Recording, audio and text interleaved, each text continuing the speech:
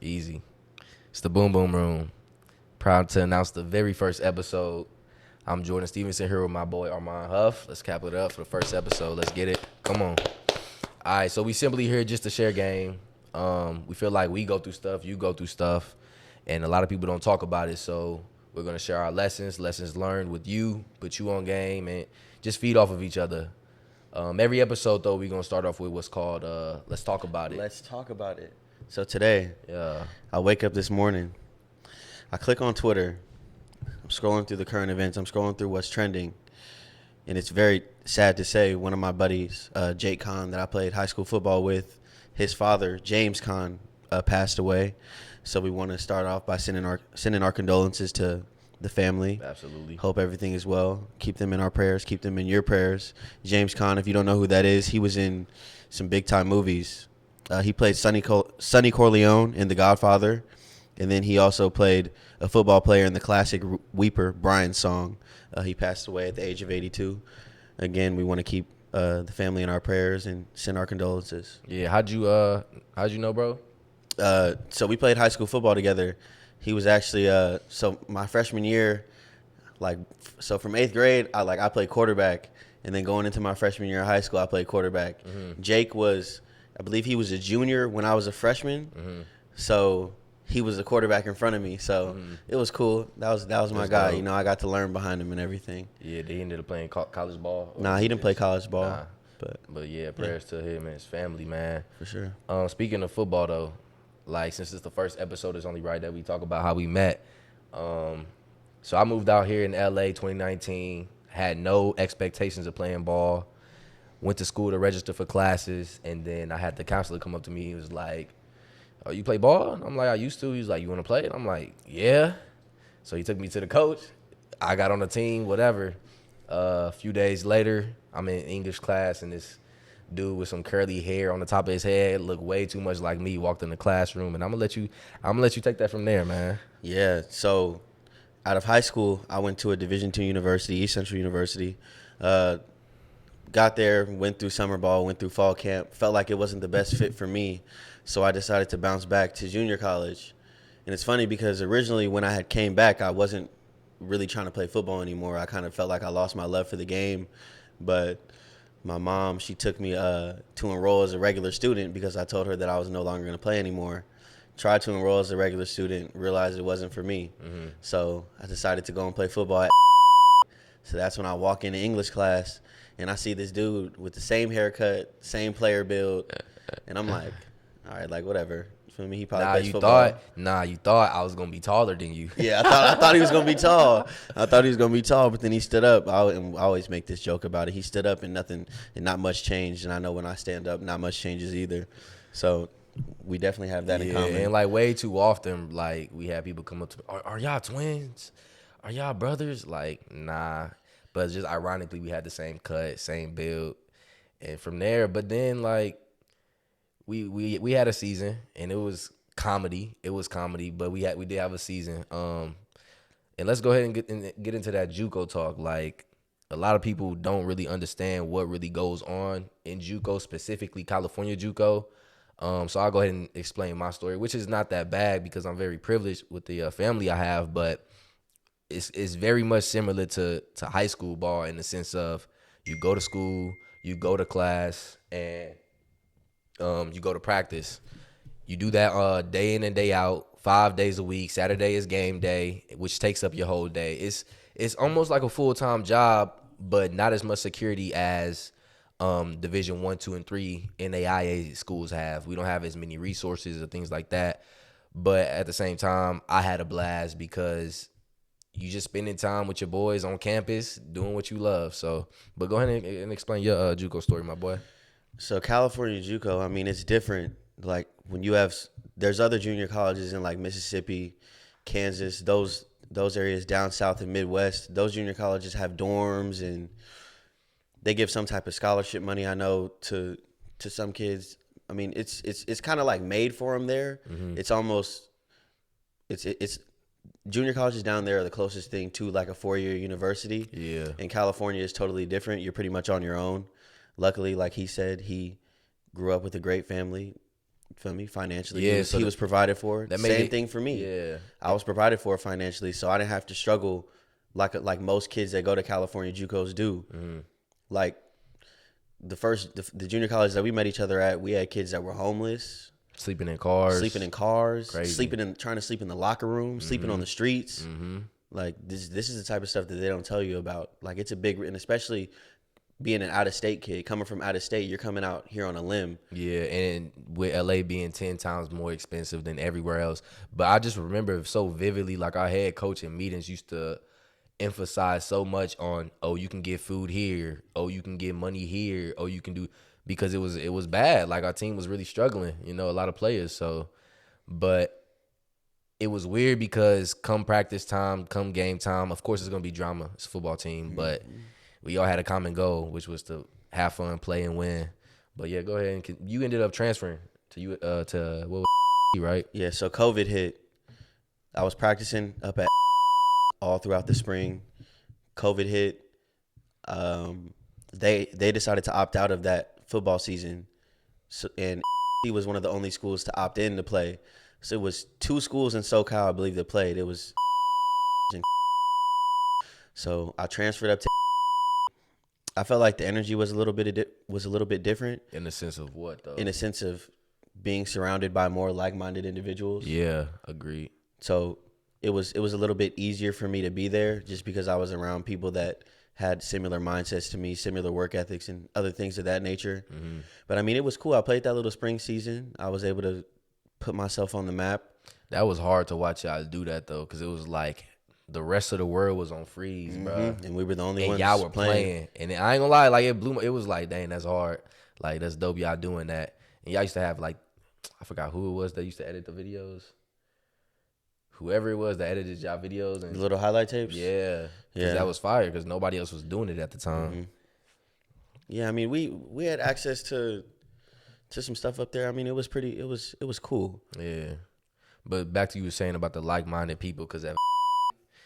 Man, we had some characters on the team. Like, we had one dude who was 35 years old, had 2 kids, done served time in Iraq, but he was a starting safety, and he had a loose screw that made him play like a wild child. And then who else we had that was interesting, bro? Yeah, I mean, that's the thing about junior college is like at a 4-year university, you got kids from like 18 to probably like you're looking at like maybe 24, 25 for like your 5th year or 6th year seniors. But in junior college, pretty much anybody can come and play at any age, depending on how many years of eligibility you have left. So you run into all types of people. I mean, like he said, we had that 30-year-old safety. We had like a 34-year-old kicker. I mean, it's crazy. The people that you meet from all different walks of life and different age groups, a bunch of characters. Yeah. Like they did Last Chance U the last season in California, but they should have came to. They should have did any Southern California junior college. Yeah, because it's comedy. It's something to see. But like I said, it is very much like high school, because tying to what you were saying, like 18-year-olds, 35-year-olds, like you can literally just sign up and play. If you want to play, make sure you're eligible and come play. Strap up and play. And that's funny because when I first went to go register for classes and was like, oh, you want to play? I'm like, yeah. I had sent and my stepmom to go get my cleats at home. And I came to practice. No, while she was getting my cleats, I went to go get my physical. And we met back up at and I came to practice, put these cleats on. Hey, these cleats was so heavy, bro. These cleats was dog trash, bro. It was bad, bro. It was them Jordan. You remember when them Jordan 11 cleats? I know y'all remember them. Jordan 11 cleats first but came I had the out. high tops too. Everybody thought they was hot. They were not hot. Nah, they super heavy, clumpy. So for like half the season, I was wearing his cleats. Our colors was green, but the cleats was pink. I just made it work though. It was like you got to do. It's JUCO. You got to do what you got to do. Yeah, these like a lot of universities and other schools they giving everything. So it's a whole nother story for JUCO, dog. For real. What you think about like the coaching though with JUCO? I mean, Like, coaching. do you think they're genuine good coaches, or is it more so like they just here for the job? I feel like there are some genuine good coaches, and then I think there's some coaches that are more so in it for the. I mean, they get a pretty decent paycheck, and I know after Oh, a yeah, for certain sure. amount of time they go tenured, and a lot of dudes come and coach at a junior college just because they want to be able to retire. Mm-hmm. So, but yeah, I think there are some coaches that are in it for the right reasons, and then there's some that are in it for other reasons. Yeah, and like through the 2 years that I did play, I had two completely different coaching staffs, but still the same head coach. And I'm not gonna knock him, like dope head coach for sure. He had a passion for the game, but tossed in an unfortunate situation with the whole him getting his job was like a couple weeks before the first game. But I'm saying that to say through him, I met so many different coaches, and it's like it's weird because with football, like everybody goes about it differently, but at the end of the day, there's a similar goal in mind, which is just to have fun and win. And some people take it more serious than others, and some people just chilling, having fun. I mean, the best advice that I could give to any kid going into a junior college anywhere is you got to focus on yourself. At the end of the day, football is a team sport, but in junior college, you kind of do have to focus on yourself as an individual and enhance your game as much as you can, because if you get caught up in like your situation and where you're at, you're going to end up just like everybody else. And that's why so many dudes get lost in the JUCO system, because they get caught up with who they're surrounding themselves with. Like it can become very comfortable. And I'll speak on like how my first year Yeah, no, I was 100%. super comfortable. Yeah, definitely. Like I wasn't putting in the work that I needed to put in, but I think it showed during the season. I had like a mediocre season, and like the work that you put in, whoever you're surrounding yourself with, Definitely. that's who you're gonna be. Yeah, because a lot of people on our team during the 2019 season were, like you said, super lackadaisical, and everybody in JUCO thinks they're like the next guy up, obviously, because it's like I'm not supposed to be here. We are not supposed to be here, and it showed to where they wouldn't want to put in the extra work. And yeah, but like once you move to, you feel me? You like you said, they're like-minded people, and you sharpened up, and you had a hell of a season. You feel me? Last season, and then you feel me? What went on with that whole eligibility and credits and whatnot? Speak on that, because I don't think a lot of people realize, yeah, you in JUCO, but there's a goal to get to a university, and you have to meet those requirements as well, not just your junior college goals. You have to look past that if you want to move on. So go ahead and speak on that, my boy. So I'm gonna speak on it, bro. Speak on it, my boy. I feel like every junior college team, we all have a couple teammates, and everybody that's watching this who plays junior college football can attest to this. We all have those few teammates that whenever they get into it with the coach or anything like that, anything of that nature, it's like, I'm a grown ass man, da da da da da, whoop de whoop. They saying they get to go in there, but it's like after they say that, I mean, at the end of the day, if you're a man, you have to take accountability, like for your actions and for your situation. For me, in terms of eligibility, I know a lot of dudes get caught up in the junior college system also because they're not taking the right courses. Wait, can I stop you right there and ask you something, bro? Do you feel like if a person is a real grown man, like they have to speak on it? No, you shouldn't have to speak on it. Yeah. If you're a grown ass man, just be a grown ass man. And You don't have to say that. Yeah, and like 9 times out of 10 when they be saying that, it's in the midst of them acting a fool and not acting like a boy on some funny stuff. Like remember when we had one team and he like threw his shoulder pads in the air. Yeah, threw his shoulder pads, threw his helmet. All that. And that's just like, but you want to sit there and say you this and you that. It's like, bro, you gotta, feel me, align your actions with your words, you know? But go ahead, I ain't mean to. No, it's all good. Back to the eligibility thing. Like, at the end of the day, when it comes to, like, academics is very important in junior college. You got to be on top of your stuff. A lot of dudes come in and they think that a coach is going to do that for him. The counselor is going to do it for him. No, the coach is going to make sure you're eligible to play. So you get your 12 units to play. That doesn't mean that you have the proper amount of academic units. So for me, I'm going to share a personal experience with you that just happened recently. There's a 4-year private institution, Division I, that was trying to offer me a scholarship. When it came down to the academic aspect of it, I was going through all I sent all my stuff into compliance. They were dealing with my stuff. They come back. They're saying that I'm short units. So for some institutions, for private institutions, you got to understand that they have different requirements than a public institution. So this specific private institution that I was trying to get admitted into and go and play at, they required 60 academic units. So each season, you're required to be in 12 units just to play. Yeah. But that's 12 units just to play. Yeah. If you want to go somewhere, you need to make sure that you're in at least These 3 to 4 academic classes every semester. That's what I would Yeah. recommend, is being 3 to 4 academic classes every semester, just to make sure that you're safe and you could go anywhere. Yeah. Because if you don't put yourself in the best position to be able to have like a wide range of options, you're gonna be put in a small box. And now it's like, okay, I can only go here, here, here. When if you put yourself in those proper classes, if you look at the course catalog, which shows you literally every class that you need to be in for your major, that's how you'll be able to have those options and be able to go to those schools that you wish to go to. Yeah, and I think it's important too that, like, take that time to look at where you want to go. Like, and I feel like people are scared of this kind of thing too. Like, if you playing JUCO ball, like, pick your top 5 schools that you want to go to. Look at their requirements too, and like make sure you got that in mind too.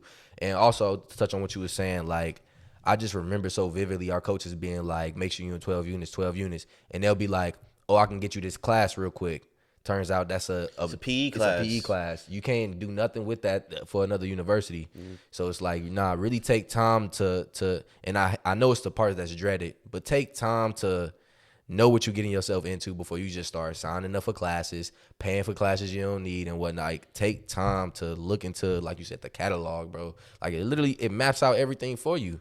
It's just, if you gonna do it, do it. If not, you just being lazy, bro. You don't really want it.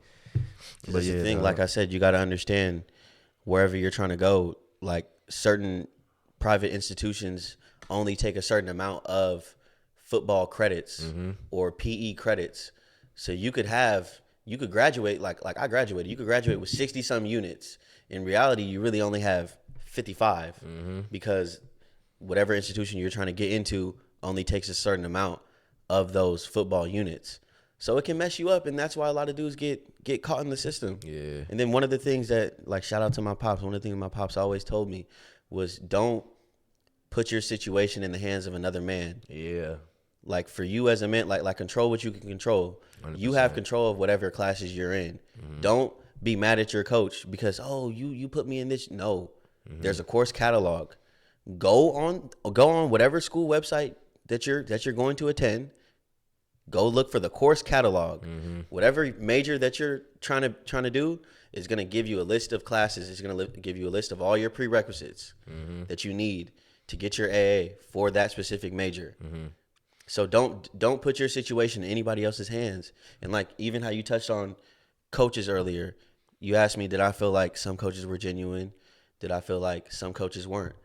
At the end of the day, me personally, I never really worried about a coach. To do with you. Yep. That has nothing to do with me. All I need to do is know my responsibilities, where to line up and what to do. As long as you know those 2 things, you'll be fine. And execute. Yeah. As long as I'm putting in that extra work, I know that as long as I know where to line up and what to do, I'm putting myself in the best position to get myself to where I want to go. Yeah, I'm gonna tap back to what you said, what your pop said, because that's some shit, bro. Yeah. How he was like, don't put your what he say? He's like, don't put your future in another man's hands. Yeah, and honestly, like, regardless of, like, talent or what, like, I could have played at an NAIA, whatever. I could have played somewhere, but for me, it's like, that's what football is I'm letting this coach dictate what I can and can't do, and it ain't sit well with me. That's just a personal thing, you know what I'm saying? Like, yeah, like, if you gonna do something, like, truth be told, take control of everything you can take control of, because, you know, like, you don't want to be heading in one direction, and because this dude got this over you, take you way left. Little side note, but let's keep pushing forward though, bruh. With all this, like, JUCO talk, which is where we met, why don't we speak on something like, let's talk about our first time going out together for our birthday. That's a funny story. I think they want to hear that. So we're gonna give you a little story. I think I was turning 19. Yeah, I was turning 20. He was turning 20. My birthday, September 4th. When's yours? 5th. So just imagine, you feel me? I moved to LA. I meet this dude that looked too much like me. Our families are too similar, and we find out our birthdays a year and a day apart. Like it's too ironic. So we ended up, you feel me? It was my second birthday out here. We was like, let's go ahead and get a little hotel room, telly, and kick it, and let's go through that, my boy. Yeah, so we got a hotel room. So we booked it. Us being young, we didn't understand that, like, when you book a hotel, whatever price that you get online isn't what, like, the hotel's actually going to be. Like, when you get to a hotel, you got to pay, like, a security deposit. Yeah. So we was on our last dollar. We was on our last dollar. Yo, we had just for this enough. hotel. Yeah, we had just enough to like book it online. Yeah, like we literally had just enough money to book it online. So but then as soon as I got there, yeah, they all in the car because we had 2 females with us. Mm-hmm. They all in the car. I go in to book the room. She like, okay, the deposit is $200. I'm like, what? What you talking about? Like, this dude come back, nah, let me tell him, bro. So he went in by himself. I think he went in with you and one of the girls. He went in with him and one of the girls. I'm thinking, okay, it's good. Boom, we about to get the bags. We about to get whatever we got. We're going to go upstairs to the room. He walks back out. You can see the look on my face. He walks back out. You know that disappointment look when it's like, you ain't got no bread. I was like, it's ugly.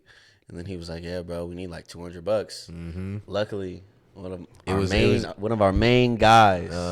Shout out Danny. Mm-hmm. He always comes through, man. He's every time. He always comes through. Bro, every time. He always comes through. So he came through with that $200 for the boys. So we were able to get the room. Yeah. And then you can elaborate on that a little bit. Got the room. Everything was cool. Got some. As of right now, it's just 4 of us. Me and him, 2 girls. We go to the room. Music going. Start a little bit. And I'm peeping something. I'm with the girl, and I'm really with her, and she know what's what, but she all up on her friends. So I'm like, you know what?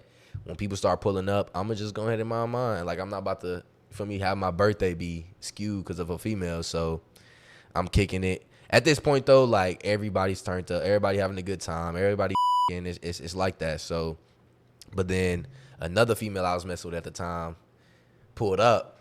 I didn't know she was going to pull up. She pulled up. And the girl that I had brought there found out. They knew what was what. A little tip. Let me pause you real quick. Go ahead, man. It's funny it's too much. Because I'm not going to lie. The other female that he had pulling up, like, for some reason, I always end up being the culprit. I was the culprit. I was the one that was like, you feel me?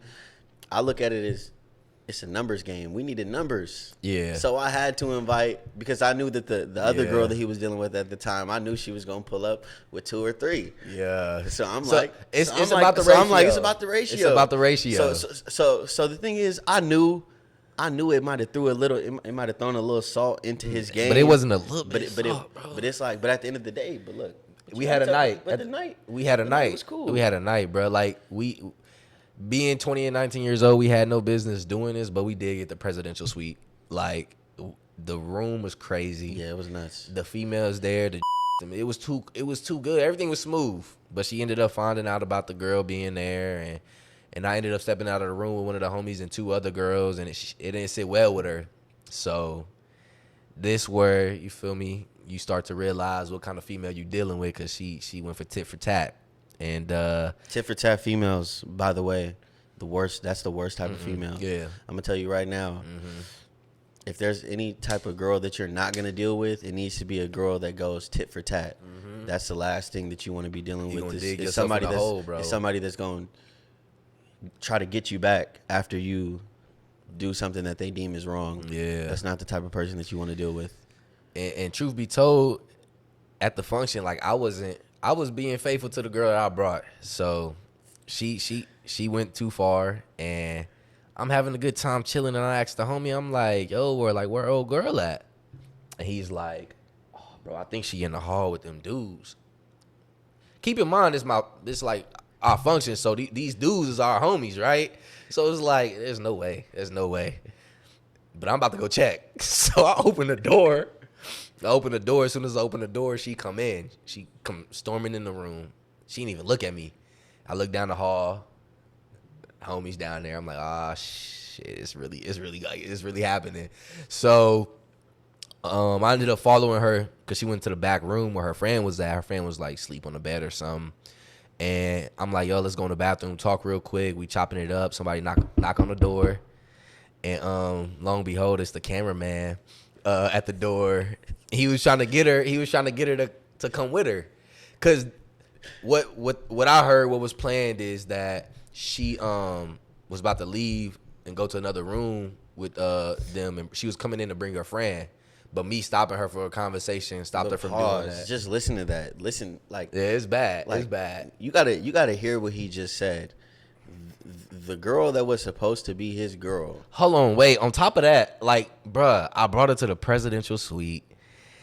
We had them. Like, I showed her a good night too. But the girl that was supposed to be, listen to this. The girl that was supposed to be his girl was literally made like a whole other play with some other dudes. In a matter of minutes, in front of me. In a matter of minutes. That's crazy. The thing is, it wasn't even it wasn't in front of you. It was behind the door. It was outside in the hall. It was behind the door. It was in the hall. Yeah. So then, she chopping it up with the dude in the door, but she's talking through a crack. So I take a quick peep. I realize what's going on, so I just close the door. I'm like, "What are you doing?" You know, I'm like, "What are you doing?" Like, I'm doing too much, bro. You gotta understand. Let me put y'all on game. If a female is acting out of line, don't even acknowledge it, bro. Like, if you know what it is and you know what's what, just let her do her. Walk away, bro. Because if you know your worth, that ain't it. You don't need to be dealing with that, bro. They love seeing you react and get out of character. That's the main thing that they're looking for. So depending on the type of girl that you're dealing with, that type of girl, she wants to see you. What are you doing? Yeah, she wants to see you do that. And the thing is, I'm such a nonchalant dude, so she never gets that out of me to the point to where it kills her. And I honestly feel like that's why she be on me the way she be on me, because I'm that one dude that never give her exactly what she wants. She can't figure out why. Anyways, back to this. Y'all not hearing them. Yeah, I mean, it's simple. Like, a lot of dudes, what tend to happen, and I'm guilty too. Like, especially first relationships, your whole character changes for the girl, and it's just a learning. It's something you got to go through. It happens, but I've been through this, so I wasn't really moving for that. Anyway, she going through the door, or whatever. I closed the door. I'm like, what are you doing? Like, it was weird. It was funny.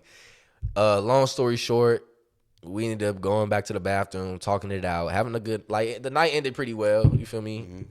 We didn't disregard nothing that happened. I ended up asking the homies, like, all right, what went down? That's when I found out, like, yeah, she was on go. My dumb self kept messing with her, tripping. But lesson learned, just putting y'all on game, man. I gotta learn from our mistakes. That's the whole point of us trying to create this platform, is just to learn from our mistakes. 100%. And something you got to pay attention to, like what he was saying in terms of how he was carrying himself. And it's sad to say, like, in this generation a little bit, when it comes to like dealing with females, you almost have to be the problem in order for you to get like that attention from her. You kind of have to, like, you got to set yourself apart in some way. So I mean, that's just the nature of our situation. But just don't be toxic with it though. Like, if you're gonna be the problem in the sense of, honestly, have a goal and don't let her skew you from that goal, because then that'll separate what you got going on and what she got going on, and then y'all can meet in the middle. Like, but when it's just all you and all her, and y'all just doing that all cupcake all day, like, it's gonna make a turn for the worse, because then you're gonna realize, oh, I got business to handle. Like, I can't be, and all of a sudden she gonna be tripping off of you because you're not spending time with her. Promise you. But like you said, like, this is all the boom boom room is our lessons learned. The way I see it is, like, the world is way different than it used to be. The world keeps changing. It's only gonna keep changing. And the best thing we can do is have conversations about it and put each other on game, because it's, like I said early on, it's not being talked about.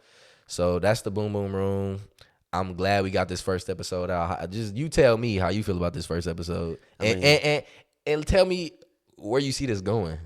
I mean, I think this could be bigger than a lot of people think. I think just the fact that we're I'm 20, you're 21 years old. Yeah. And we're speaking on topics like this, and we're not afraid to speak on topics like this. Yeah. Some people might be embarrassed about talking about some of these situations, but I think we've grown a lot since those situations, and look at them as more so lessons, if anything. Mm-hmm. I think initially, I know me personally, I took things hard. I took things in an emotional manner, and I had to learn from those mistakes and learn that it just is what it is. It's just a lesson at the end of the day. Yeah, we're young. We're gonna go through these type of things. Yeah, do you feel like within the last, I say, 4 months, I've been having epiphany after realization after it's just like, cause you honestly, what I did is I kind of stopped because I was just moving too much with these girls and trying to do stuff to where it's like I never gave myself time to sit down and think about what's going on. But when I took that time to like be by myself, you start to think about stuff and it's like, yo, that's what's going on. That, and you just have these epiphanies, like, and you check it, and you can check it. You can use that to check yourself, like put yourself in check. Yeah, and that's what I honestly wish I did. Initially, when I had first got out of my little situation, I was running around. I was with everybody. I was